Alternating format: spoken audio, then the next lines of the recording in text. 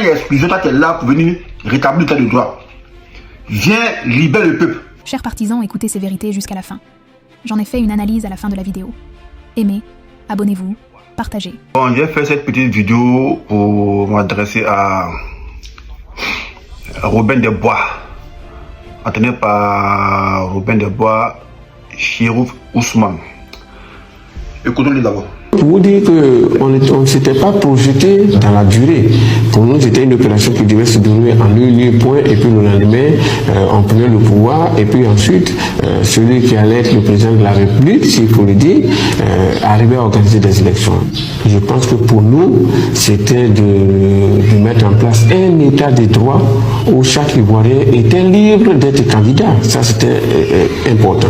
Que vous soyez du sud, du nord, de l'est et tout. Donc, du coup, cette candidature devait pouvoir donc sceller la réconciliation définitive des Ivoiriens.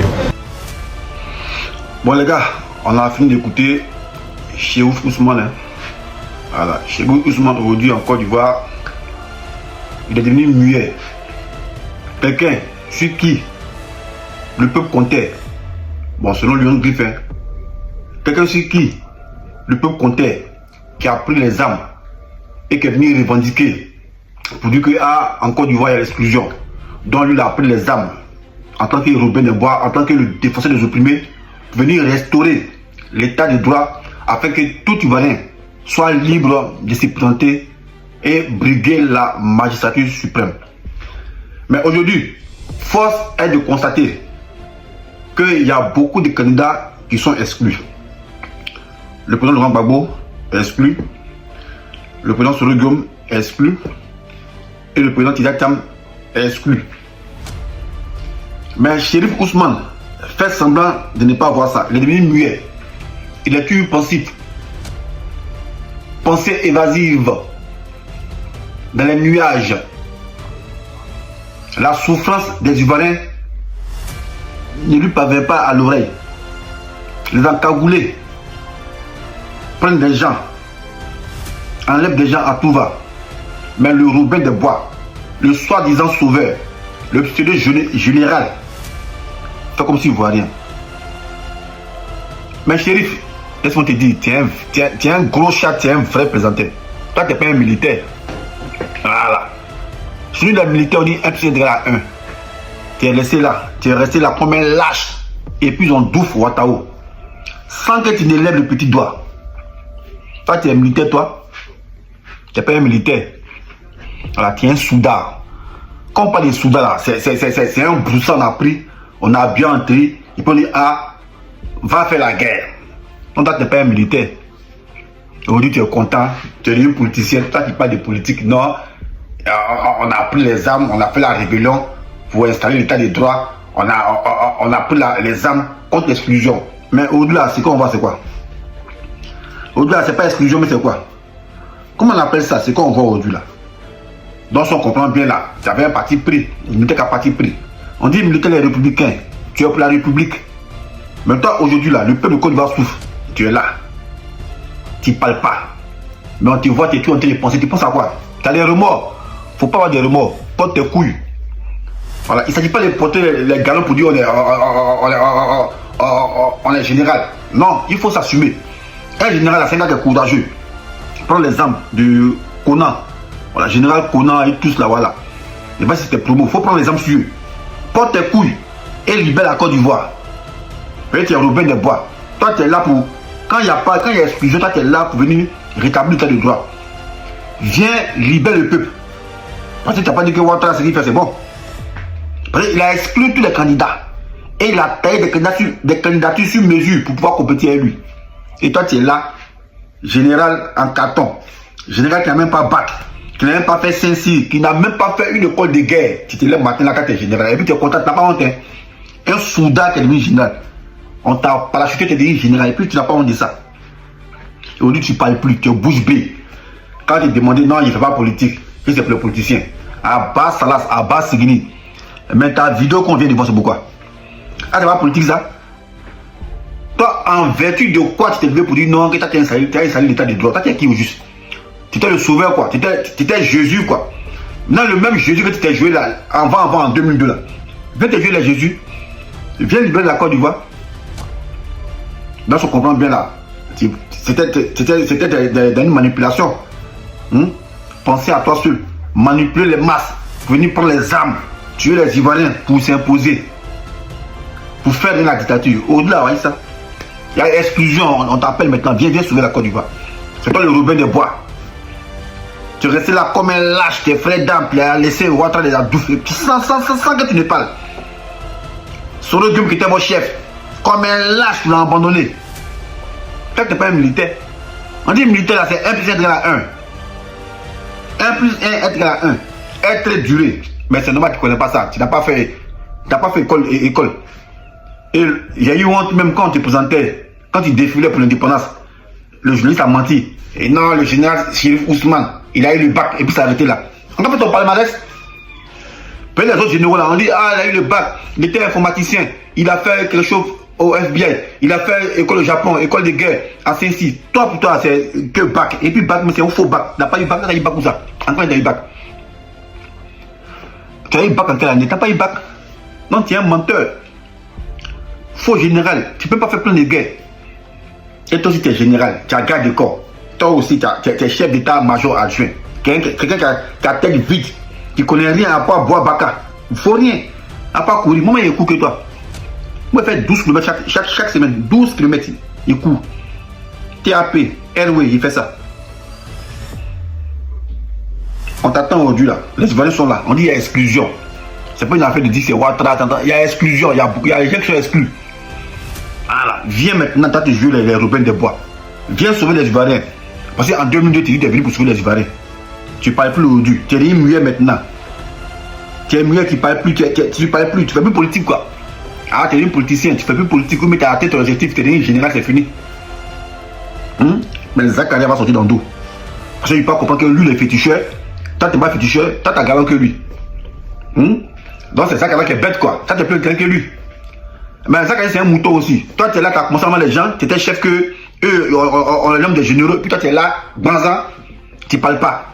À cause des fétiches. Ils sont tous des lâches. Vous avez abandonné l'homme qui vous a fait. Soro qui vous a fait, vous l'avez abandonné. Comme des lâches. C'est pas cette mission que vous êtes assigné. Cette mission-là, des rébellions, c'est pour bannir l'exclusion et installer un état de droit.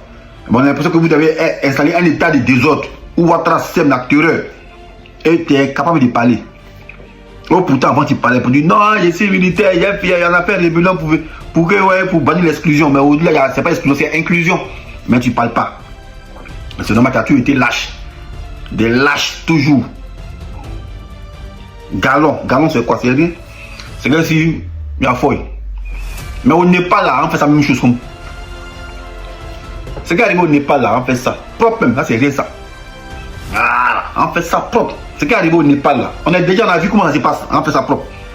Nous on voulait réfléchir, mais ce qui s'est passé au Népal là, on fait ça propre même. Et dans un futur proche. Et toi-même ça va te rater. Toi Ousmane, tu as fui pour aller où ça?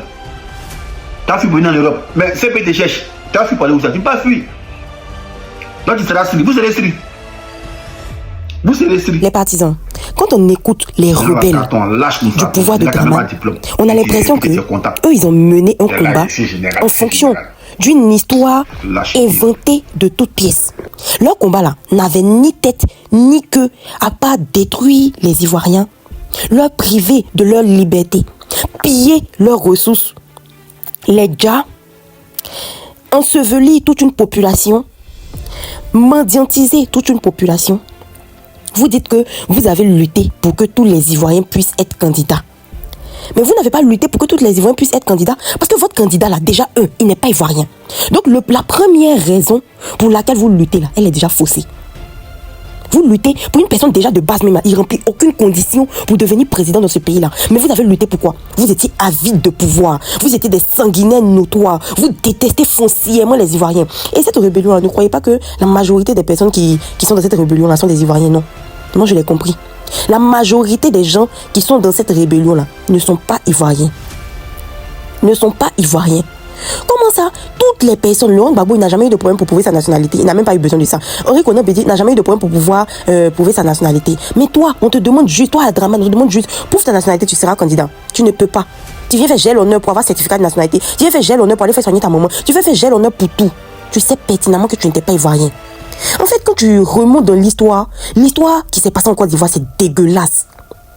C'est vraiment révoltant de savoir à quel point tout un peuple s'est fait manipuler, s'est fait abuser. Parce que ça, je n'appelle même pas ça de la manipulation, j'appelle ça de l'abus. Toutes ces institutions internationales-là, elles sont où aujourd'hui? Elles étaient là pendant des années, depuis les années 2000-2010. On les entendait parler les forces pro-Ouattara, les forces nouvelles pro-Ouattara. Mais Ouattara, il est qui pour avoir des forces qui se battent pour lui? Il était qui? Une simple personne qu'on a soi-disant imposée à un ex-président, au président Houphouët-Boigny, pour venir, dit-on, relever l'économie d'un pays. Il est venu même là.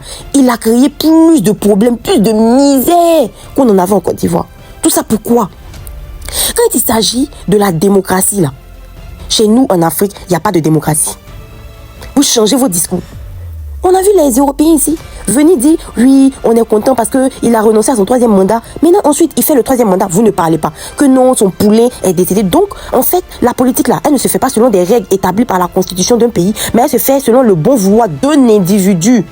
D'un individu. Où est la logique? Où est la morale?